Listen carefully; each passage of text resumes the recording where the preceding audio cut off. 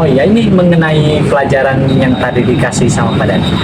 Tugasnya kan kita tuh suruh nyari ini ya, nyari objek wawancara. Nah, kira-kira ada rekomendasi gitu kalian? Sebenarnya orang teh udah ngerencanain tadi teh dari kelas. Jadi kan di rumah orang teh ada salah satu provider wifi kebetulan yaitu CP. Nah ini tuh ada dari Instagramnya juga. Dimana kalau si CP ini kan pertama dia itu mudah, terus kan kita nggak terlalu ribet nih ngurusin perizinannya. Jadi kalau menurut kalian gimana? Boleh deh.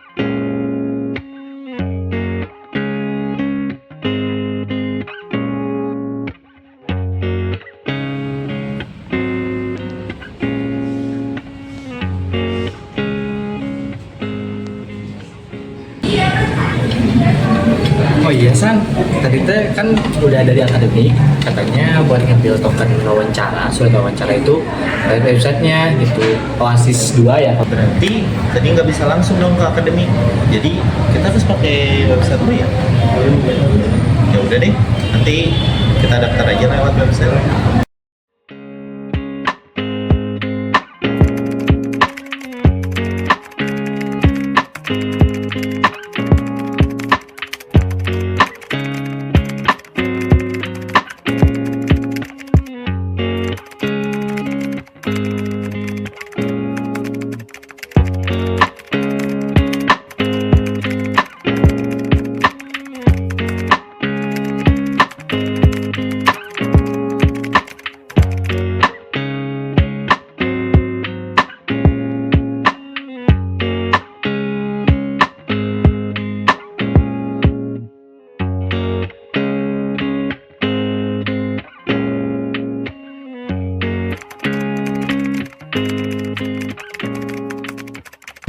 Udah sih, tokennya udah diajuin.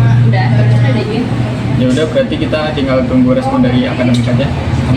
Oke. Ya udah sih kalau gitu kami bertiga mau ke kos dulu ya. Apa? Oke. Hati-hati. Dadah.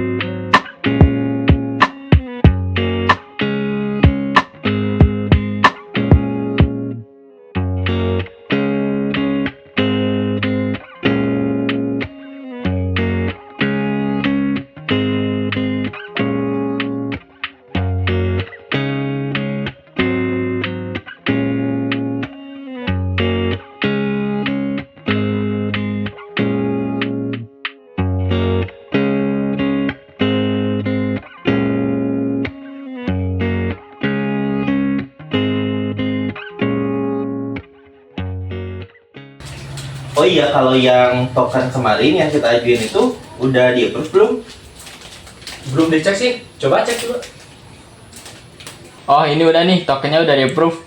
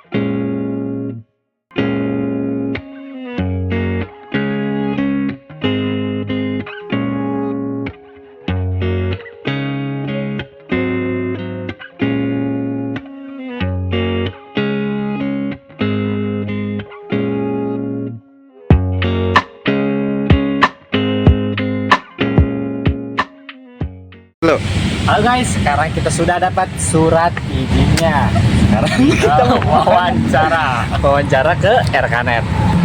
Jadi RKNet itu ada di mana? Kiang Rose. Di Desa Kiang Roke, Banjaran. Yuk, kita langsung menuju tempat wawancara.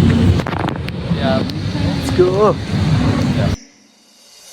Sokongan mendukung pada tuh cinta kasih rodara uji dari samudri raja bagi pancaran ucap cinta dapat menuju hati lu dapat tumba ulun pandang bodi jinggu kering ramping lagi biola mempesona dirasa lu berapa pansan mau diklep mata lu nak berubah mau disenyum kada hamba malu goda timbul cinta lama dada pada pandangan pertama dari itulah aku terlena.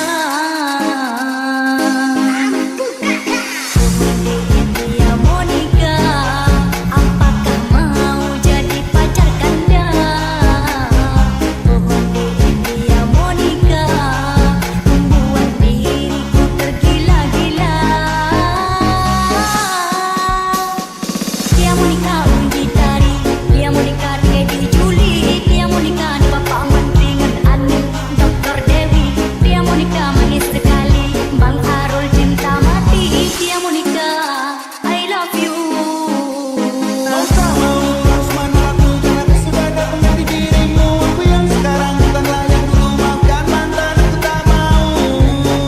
Cintaku padamu bersemi kembali, maukah kau menjadi pacarku lagi?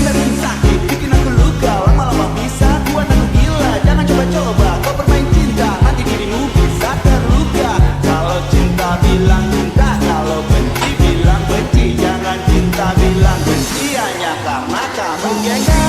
Maafkan diriku dan menduakanmu, ku menyesal meninggalkan dirimu. Cinta lama ini bersemi kembali. Nah, jadi kan kita itu sudah di dekat studi kasus ya. Ini kan di rumah saya, di mana studi kasusnya itu cuma beberapa meter. Kita nanti tinggal jalan ke depan, terus kita masuk ke kantornya karena tadi juga sudah dikonfirmasi gitu ke pihak adminnya. Oke, saat ini kita berarti harus konfirmasi dulu terkait wawancaranya apa aja. Kira-kira poinnya apa aja? kita tuh lebih fokus ke sistemnya kan ya, pertanyaan. Iya sih. Selain sistem berarti apalagi yang nanti bakal ditanya? Itu apa namanya? Kalau karyawan sebutnya apa staff gitu atau orang-orang yang terlibat buat nanti jadi Stakeholder. ya stakeholder siapa aja. Oke, berarti kita nanti akan bertanya terkait sistemnya bagaimana, kemudian stakeholdernya apa saja, dan apa lagi yang mau ditanyakan selain kedua itu? Ada kolaborasi dengan pihak lain atau Iya, karena kan kita juga tahu bahwa sistem yang kita analisis sekarang itu terkait WiFi, dimana kan kemungkinan besar yang saya sebagai pengguna itu kurang tahu nih apakah dia punya produknya sendiri atau enggak. Berarti kita nanti akan tanya brand apa nih yang menjadi kolaborator dari si RKNet ini. Ya udah, berarti nanti kita bakal bagi tugas nih di wawancara. siap. Siapa aja? Waktu bagian wawancara itu berarti yang mewawancaranya perkiraan 2 atau 3 orang. Satu lagi ada dokumentasi dan juga notulen. Aku notulen. Aku dokumentasi. Berarti sifat notulen, dokumentasi, dan kita yang akan. Oke, udah siap atau kita langsung sana saja? Udah siap sih. Bisa langsung. Kira selalu berapa pansan mau diklep mata lu nak berubah oh disenyum kada abah lu goda timbul cinta lama dada pada pandangan pertama dari itulah aku terlena. Dia Monica, apakah mau jadi pacar kanda? Dia Monica, membuat diriku tergila-gila. Dia Monica uji gitari, dia Monica dia diculik, dia Monica di bapak menteri dengan anu Dr. Dewi, dia Monica manis sekali, Bang Arul cinta mati, dia Monica I love you. Mau tak mau harus mana aku, karena aku sudah ada pengganti dirimu. Aku yang sekarang bukanlah yang dulu, maafkan mantan aku tak mau. Cintaku padamu bersemi kembali, maukah kau menjadi pacarku lagi? Bikin sakit, bikin aku luka, lama-lama bisa.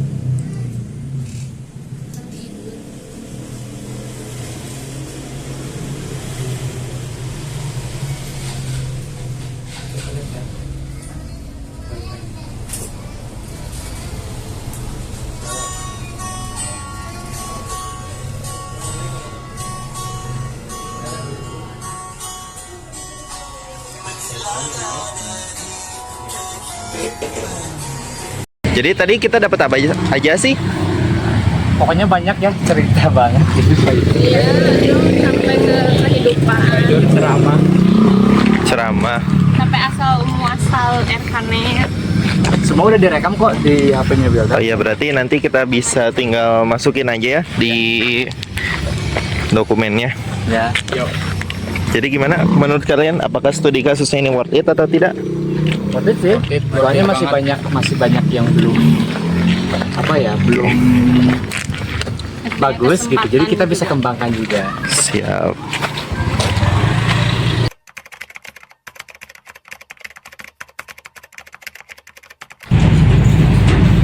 Gimana guys? Udah siap presentasi? Siap. Siap. Semangat. Aja.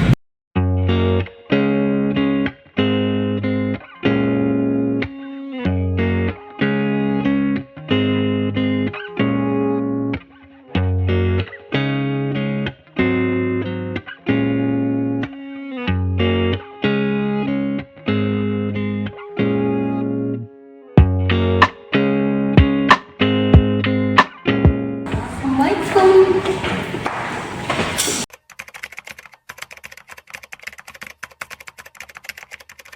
Oh iya, kemarin kan kita itu habis presentasi pertama nih.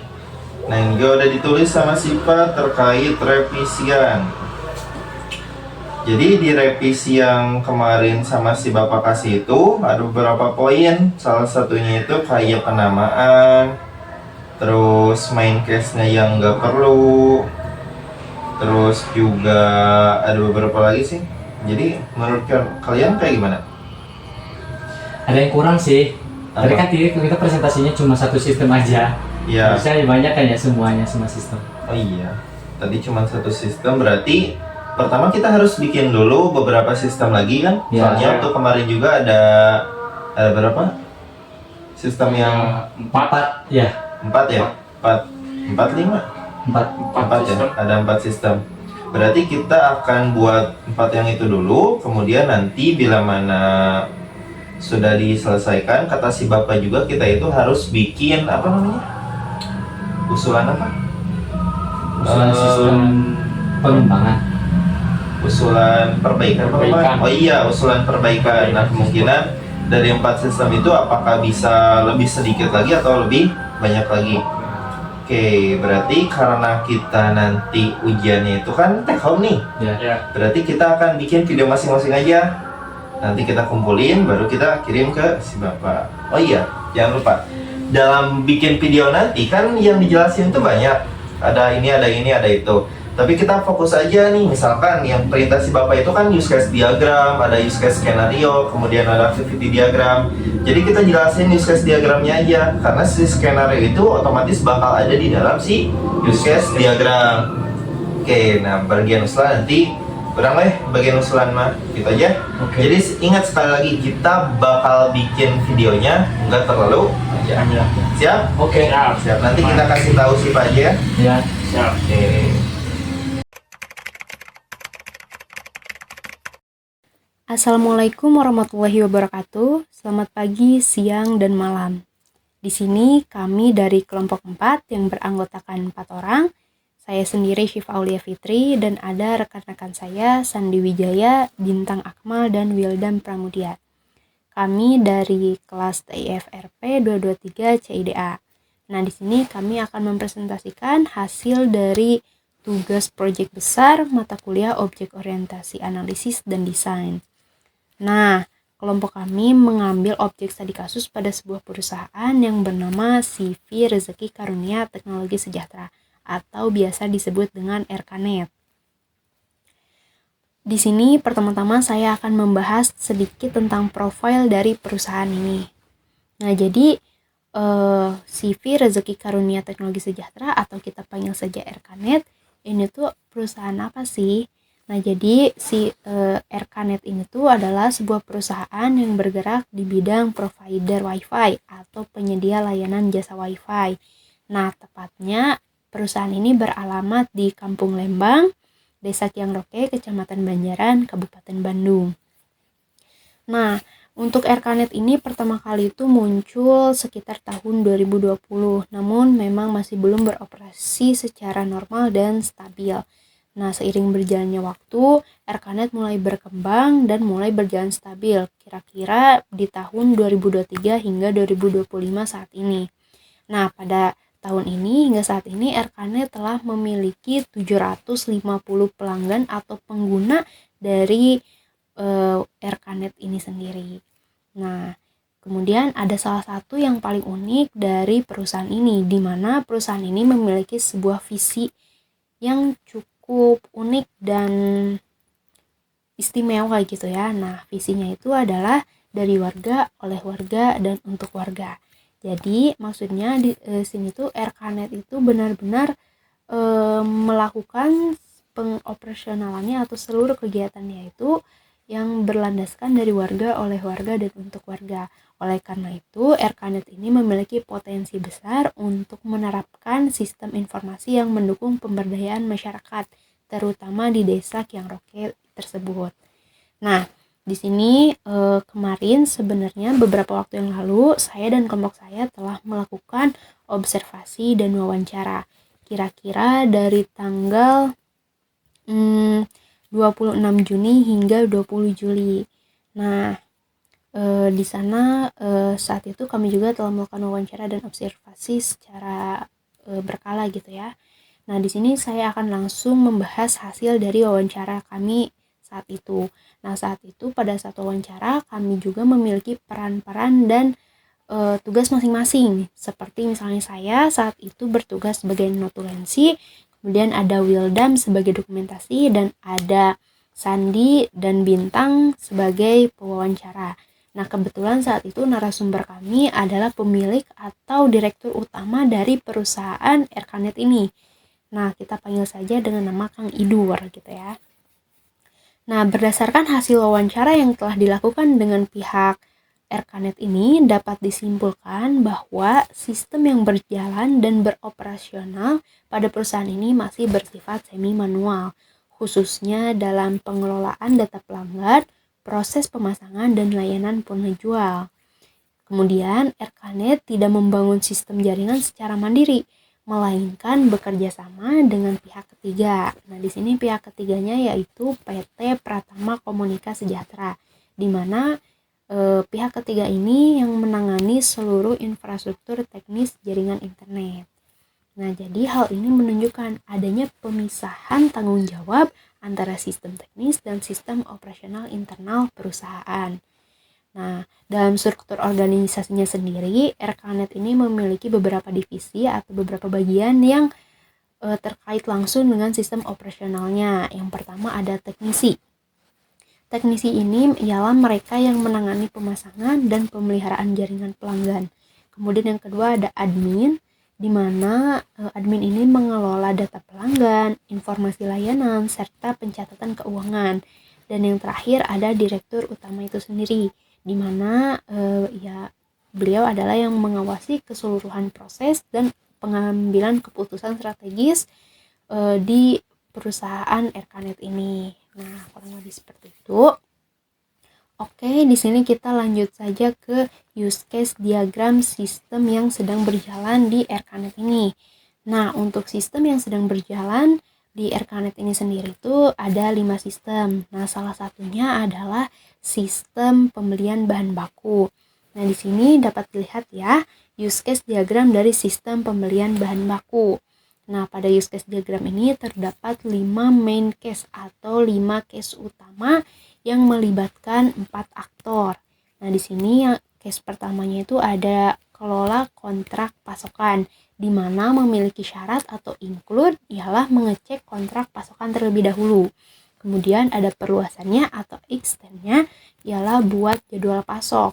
Nah, pada main case ini ada 2 aktor yang terlibat, yaitu pemasok dan juga direktur utama.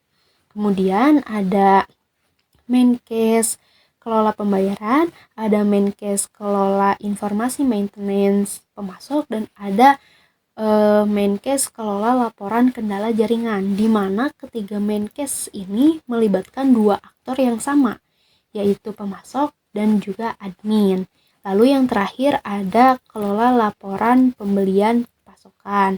Nah, untuk main case ini yang terlibat hanya admin dan juga time atau waktu. Untuk sistem-sistem lainnya akan dijelaskan oleh rekan-rekan saya. Sekian, terima kasih. Baik, di sini saya akan menjelaskan terkait sistem pemasangan dan pengaturan infrastruktur dari RKNet, di mana alur utama dalam sistem ini melibatkan teknisi dan customer yang dibantu oleh admin. Dalam sistem pemasangan, customer harus melakukan registrasi terlebih dahulu kepada admin, di mana admin juga akan memverifikasi terkait ID dari customer ini. Biasanya yang menjadi patokan adalah patokan apakah diterima atau tidaknya adalah jarak lokasi customer. Apabila iya, maka teknisi akan melakukan pemasangan kepada lokasi customer. Diperiksa juga apakah jaringan sudah benar-benar berjalan atau tidak untuk Untuk main case terakhir adalah laporan bulanan yang tentunya admin akan berkaitan dengan aktor time. Setelah itu terkait sistem maintenance jaringan terdapat 4 main case utama. Pertama, tentu teknisi akan memeriksa sarana prasarana, di mana bila terjadi kerusakan akan segera menghubungi admin. Selain itu, informasi maintenance bulanan akan selalu dihubungi oleh admin kepada customer, supaya customer tidak kaget dan bersedia pada waktu yang telah ditentukan. Kemudian, bila mana terjadi kendala, customer akan melaporkannya kepada admin, yang nantinya akan diteruskan kepada pihak teknisi untuk segera diperbaiki. Bila mana selesai, admin akan memverifikasi ulang kepada customer. Bila mana tidak, maka admin nantinya akan menghubungi pihak pemasok. Yang terakhir tentunya adalah laporan bulanan. Sama dengan pemasangan, proses maintenance juga harus dibuat laporan bulanan sebagai bahan evaluasi pihak RKNet itu sendiri. Baik, di sini saya akan menjelaskan mengenai kelola pembayaran tagihan bulanan. Di sini ada 4 aktor. Yang pertama yaitu admin, lalu ada teknisi, ada customer, juga time. Di sini saya akan menjelaskan sesuai alur. Yang pertama, admin akan memberikan informasi kepada customer Atau kalau misalnya kita lihat dari use case-nya, yaitu kelola informasi jatuh tempo.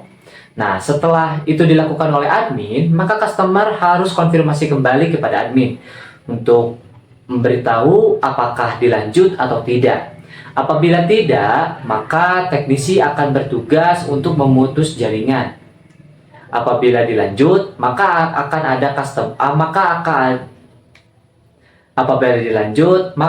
ada transaksi antara admin dengan customer, yaitu pembayaran. Sebelum melakukan pembayaran, customer harus memilih metode pembayaran yang seperti apa. Setelah semua itu dilakukan, maka admin harus membuat laporan untuk dijadikan sebuah evaluasi di akhir bulan bersama direktur. Setelah itu, saya akan menjelaskan mengenai kelola internal pegawai. Nah, di sini ada 4 aktor, yaitu direktur, ada admin, ada time, ada teknisi. Nah, direktur ini adalah orang yang memiliki semua data pegawai. Dia yang memegang semua data-data pegawai, termasuk admin, juga teknisi. Setelah itu, direktur apabila akan melakukan evaluasi bersama pegawainya, maka akan mengumpulkan semua antara admin dan juga teknisi. Dan ketika evaluasi dilakukan, maka akan ada hasil evaluasi. Di sini, di evaluasi ini, admin dan juga teknisi harus melaporkan semua hasil kerjanya. Semua yang harus diberitahu kepada direktur, termasuk sarana prasarana yang dikelola oleh admin dan juga teknisi. Setelah evaluasi sudah ada hasil, maka direktur akan melakukan pembagian gaji di akhir bulan. Halo semuanya, perkenalkan saya Sandi Wijaya Sugiarto. Di sini merupakan pembuatan video terakhir atau klip terakhir dari video presentasi yang telah dimulai oleh teman-teman saya sebelumnya. Nah, tadi kan teman-teman saya sebelumnya itu sudah menjelaskan perihal profil apa itu RKNet, bagaimana sistem kerja dari RKNet, kemudian ada juga penjelasan mengenai sistem-sistem yang sedang berjalan dari RKNet. Nah, kalau tadi kita simak di dalam video sebelumnya, teman-teman saya itu menjelaskan sampai ke 5 sistem, di mana 5 sistem itu terpecah-pecah. Ada seperti sistem pembelian bahan baku, ada maintenance jaringan, sampai ada juga ke kelola internal. Namun di dalam video ini yang saya buat, di sini saya akan menjelaskan perihal usulan perbaikan terkait sistem dari RKNet sendiri yang diusulkan atau dirancang oleh kelompok kami. Nah, ini merupakan titik inti dari ujian akhir semester ini. Nah, jadi di dalam usulan ini kami membuat beberapa UML. Kalau di dalam laporannya seperti ada analisa kebutuhan fungsional, ada juga analisa kebutuhan non-fungsional, dan juga yang tadi ada use case diagramnya, ada use case skenario, use case, adapun activity diagram, sequence diagram, sampai ke dalam tahap kelas diagram. Nah, tapi karena ini merupakan video, jadi kita tidak mungkin untuk menjelaskan satu persatu. Nah, kita akan menjelaskan secara intinya saja. Oke, di dalam intinya ini yang telah tadi disampaikan oleh teman-teman saya akan merubahnya dari kelima sistem itu menjadi satu sistem utama atau sistem gabungan gitu. Nah, di dalam use case diagram gabungan ini mencakup semua hal yang ada di dalam 5 sistem tadi. Nah, kan kalau tadi dibagi-bagi nih, ada 1, 2, 3, 4, 5. Nah, di sini kami buat menjadi satu use case diagram yang mencakup keseluruhan dari proses bisnis apa saja yang ada di RKNet. Kita lihat. Di sini ada 8 main case, di mana satu use case diagram ini menampung 8 main case, yang di mana 8 main case-nya itu ada yang memiliki additional case-nya dan juga ada yang enggak. Nah, di sini kita lihat. Untuk yang pertama ini, antara kelola kontrak dengan pemasok, kalau tadi kan ini masuknya ke dalam pembelian bahan baku, tapi kita akan memuatnya di dalam kelola kontrak dengan pemasok. Mengapa demikian? Karena setelah kami pelajari bahwa use case diagram itu merupakan aktor-aktor yang berkaitan langsung dengan sistemnya. Jadi bukan aktor dengan aktor yang bekerja di dalam fisik gitu atau langsung, nah tapi melalui sistem. Nah, jadi kami mengasumsikan bahwa kelola kontrak dengan pemasok ini hanya perlu diterangkan pada bagian internal kami saja atau bagian RKNet. Nah, di sini di kelola kontrak dengan pemasok yang berkaitan dengan main case ini terdapat dua aktor. Yang pertama itu admin dan juga yang kedua direktur. Tentu saja mengapa direktur berkaitan? Karena yang memiliki kerjasama atau membuat kerjasama dengan pemasok itu yaitu direktur itu sendiri atau pimpinan dari Erkanet ini. Nah, jadi ketika direktur itu berkaitan langsung atau membuat kontrak dengan pemasok, kemudian mereka kan membuat perjanjian nih kerjasama antar kedua belah pihak. Nah, admin di sini bertugas sebagai notulen atau pencatat. Jadi setiap ada isi data kontrak, kemudian di sini meliputi terkait jadwal kirim barangnya, jadwal kirim pasokannya bagaimana, dan bahkan ke dalam kelola pembayaran skema pemasok. Nah, karena itu di sini admin dan direktur itu saling bekerja sama. Direktur itu sebagai orang yang langsung berkaitan dengan pemasoknya, dan admin di sini adalah yang mengelola dari pihak internal Erkanet. Nah, jadi di direkturnya itu di inputnya, kemudian outputnya itu akan dari si admin. Jadi kelola data kontrak dengan pemasok ini meliputi kelola jadwal kirim pemasoknya itu bagaimana, dan juga kelola pembayaran pemasok. Kita tentu sudah tahu bagaimana sistem kontraknya, kan tadi sudah dijelaskan di dalam use case pertama. Nanti akan ada jadwal di mana jadwal tersebut dari pihak pemasok akan mengirimkan barang, akan mengirimkan pasokan, dan juga mengirimkan invoice yang harus dibayar oleh pihak Erkanet itu sendiri. Nah, itu merupakan main case pertama. Kemudian main case kedua di sini ada kelola data customer. Nah, kalau tadi kan masih secara dibagi-bagi ya. Nah, sekarang kita masukkan ke dalam satu main case, yaitu kelola data customer. Di mana kelola data customer ini meliputi kelola registrasi customer dan juga validasi. Nah, tentu saja kita tahu bagaimana sih cara kelola ini. Nah, cara kelola ini hanya dilakukan oleh admin saja. Karena yang mengelola data customer ini tidak bisa. Customer itu tidak bisa mengikuti atau tidak bisa turut serta dalam kelola data customer ini. Karena dia tidak bisa mengatur datanya sendiri, tapi datanya sendiri diatur oleh si admin ini. Jadi, kalau di dalam normal flow-nya, nanti kan si customer ini akan mendatangi langsung, kemudian melakukan registrasi. Nah, nanti data-data yang diberikan kepada admin itu akan divalidasi terlebih dahulu. Apakah ini cocok? Bila cocok nanti akan masuk ke dalam tahap pemasangan, dan bila tidak cocok maka ya tidak bisa dilanjutkan. Selain itu, di sini juga meliputi save-an gitu, penyimpanan data melalui sistem. Nah, setelah itu tadi ada satu kelola kontrak, kemudian ada kelola data customer juga. Nah, di sini ada kelola pemasangan sama dengan urutannya. Jadi, pertama itu kita berkontrak dulu dengan pemasok, kemudian ada customer berlangganan dengan kita. Nah, bila validasinya itu lulus, maka akan masuk ke dalam lokasi customer ini, pemasangan.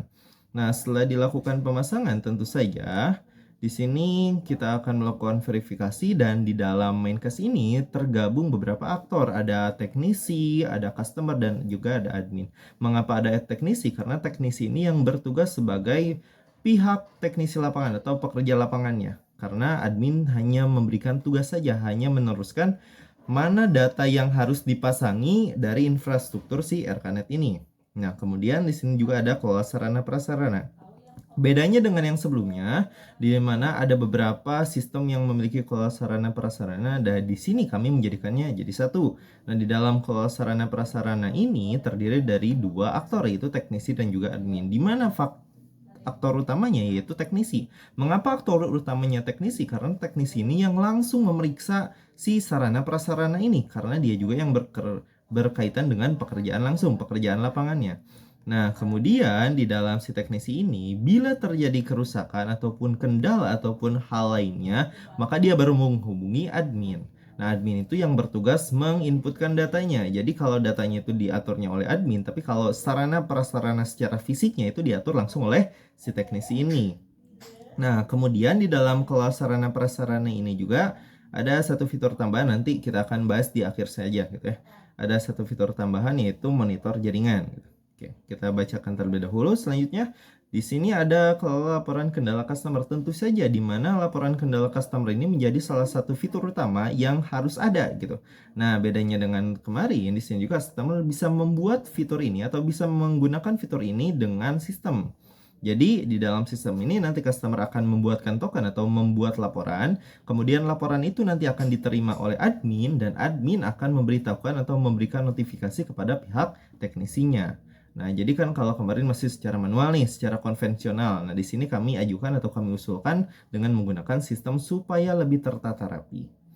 Oke, setelah itu di sini ada kelola pembayaran customer, tidak jauh berbeda dengan yang sebelumnya, tapi bedanya di sini kami menggunakan sistem di mana adminnya masih dua, yaitu aktornya masih dua, yaitu admin dan customer, di mana nanti admin akan memberikan tagihan dan sistem langsung akan memberikan tagihannya kepada customer. Nah, customer ini bisa memilih nih, sama seperti sebelumnya bisa memilih membayar menggunakan apa.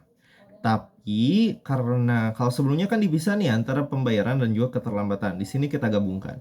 Di mana jika dalam jatuh tempo tertentu, di mana ketika fitur lihat tempo itu bisa dilihat oleh admin dan customer, dan si customer ini mengetahui bahwa dia itu telah jatuh tempo dan melebihi tempo, maka otomatis dia akan diputuskan jaringannya. Admin akan memerintahkan teknisi untuk memutus jaringan. Tapi kembali lagi, tadi ada konfirmasi. Pihak admin akan mengkonfirmasi mengapa pelanggan ini atau customer ini telat membayar. Nah, bila mana si alasannya dibilang logis, maka akan diberikan jangka waktu tambahan. Tapi bila mana tidak, maka langsung akan dipotong. Kemudian di sini ada merupakan main case yang langsung diatur dan mutlak diatur hanya oleh direktur, yaitu kelola data pegawai. Kelola data pegawai ini mengelola semuanya data pegawai dan mutlak hanya dilakukan oleh si direktur ini. Jadi direktur ini memiliki kekuasaan dalam mengatur data pegawai, baik itu menambah, mengalih tugaskan, memberhentikan, sampai ke tahap memberikan gajinya. Namun meskipun begitu, di dalam tahap gaji itu nanti akan dibantu oleh pihak admin supaya lebih rapi lagi. Nah, lanjut, yang terakhir tentu kalau laporan bulanan. Kalau kemarin kan kita setiap ada use case-nya itu diakhiri dengan laporan bulanan. Nah, di sini laporan bulanan ini include ke dalam beberapa aspek. Contoh saja, seperti pembelian pasokan bulanan, pemasangan bulanan, maintenance bulanan, laporan pendapatan bulanan, dan hasil evaluasi bulanan, di mana setiap kegiatan bisnis yang terangkum dalam use case diagram ini atau yang terjadi di dalam RKNet ini tentu harus dimasukkan ke dalam laporan. Mengapa ini penting? Karena laporan ini bertugas sebagai faktor utama yang dapat meningkatkan atau mengevaluasi apakah si RKNet ini berkembang lebih baik atau bahkan lebih buruk lagi, yang dimana laporan ini nanti akan dilihat langsung oleh si direktur gitu. Nah, oke, tadi kan sudah dijelaskan nih terkait normal flow yang ada di dalam use case yang kami usulkan. Nah, secara garis besarnya ini ada beberapa poin gitu, ada beberapa poin inti yang menjadi pembeda. Nah, poin pertama itu yang menjadi pembeda adalah pengubahan sistem konvensional menjadi sistem yang terdigitalisasi. Contohnya saja bagaimana? Misalkan tadi di dalam kelola sarana prasarana terdapat fitur baru yaitu monitor indikator jaringan. Jadi ketika admin dan teknisi itu bisa melihat indikator jaringan itu apa? Jadi pihak-pihak atau lokasi customer yang sudah dipasangi infrastruktur dari RKNet atau WiFi RKNet ini nanti akan bisa dipantau dengan indikator. Nah, bila mana si indikatornya ini berubah warna menjadi merah, tandanya ada kendala nih. Nah, bila mana terjadi seperti itu, maka admin akan langsung mengkonfirmasi. Jadi, sebelum si customernya ini melapor kendala, pihak RKNet memiliki tindakan lebih cepat gitu. Jadi, si RKNet ini akan mengkonfirmasi apakah terjadi masalah di dalam jaringannya. Nah, mengapa harus dikonfirmasi terlebih dahulu nggak langsung datang? Karena bisa saja indikator jaringan ini merah karena kesengajaan dari pihak customer ini. Misalkan kita cabut nih routernya, maka kan otomatis indikatornya berubah menjadi warna merah. Tapi itu juga alasan mengapa adanya konfirmasi dari pihak admin. Dan bila benar, maka teknisi akan dipanggil untuk memperbaiki. Kemudian selain itu ada juga beberapa fitur seperti lihat informasi jatuh tempo. Jadi kalau kemarin kan masih dikirim nih, tapi di sini sudah terpampang di dalam sistemnya itu jatuh tempo yang bisa diakses langsung oleh admin dan juga customer. Pembayaran juga sama, pembayaran ini bisa melalui pihak ketiga yaitu pihak sistem supaya admin ini dapat mencatat lebih rapi. Kalau kemarin kan ada customer datang kemudian diinput secara manual. Nah, di sini bisa melalui pendapatan secara real time secara sistem. Nah, jadi inti dari usulan perbaikan ini yaitu perbaikan dalam beberapa kegiatan bisnis yang ada di RKNet yang sebelumnya bersifat konvensional menjadi sifat digital atau sifat modern gitu. Jadi mungkin kita dapat simpulkan seperti itu. Oleh karena itu, beberapa perusahaan itu memang tidak semuanya sudah modern, tidak semuanya sudah bisa mengikuti zaman ini, tapi karena ini juga kami mengangkat perusahaan ini menjadi studi kasus yang dimana apakah mungkin gitu dari usulan-usulan perbaikan ini mudah-mudahan bisa menjadi manfaat dari pihak si Erkanet ini atau pihak perusahaan ini. Mungkin itu saja terkait usulan perbaikannya, tidak banyak, tapi semoga membantu. Cukup sekian mungkin ini juga klip terakhir dari video ini, dan saya ucapkan terima kasih. Terima kasih. Terima kasih. Akhirnya Beres juga. Ada tuh cinta kasih rodara uji dari samudri raja bagi pancaran mencapai cinta dapat menuju hati lu dapat tumba ulun pandang body jinggu keing ramping lagi viola mempesona pikiran selalu terpapansan mau diklep mata lu nak berubah mau disenyum tengah bambalu roda pandangan pertama dari itulah aku terlena. Dia Monica, apa yang mau jadi pacar Anda? Dia Monica, buat diriku tergila-gila. Dia Monica uji tari, dia Monica lagi Juli, dia Monica dia Monica manis sekali, Bang Arul cinta mati. Dia Monica, I love you. 1, 2, 3. Sudah datang dari dirimu, aku yang sekarang bukan layak dulu. Maafkan mantan itu dah Jangan dikunci. Cintaku padamu bersemi kembali. Apakah kau menjadi Halo guys, jadi kita mau kemana hari ini? bikin aku luka lama-lama bisa buat aku Wawancara jangan kita. coba-coba kau bermain cinta nanti dirimu bisa terluka. Sekarang kita Kalau akan cinta bilang man- minta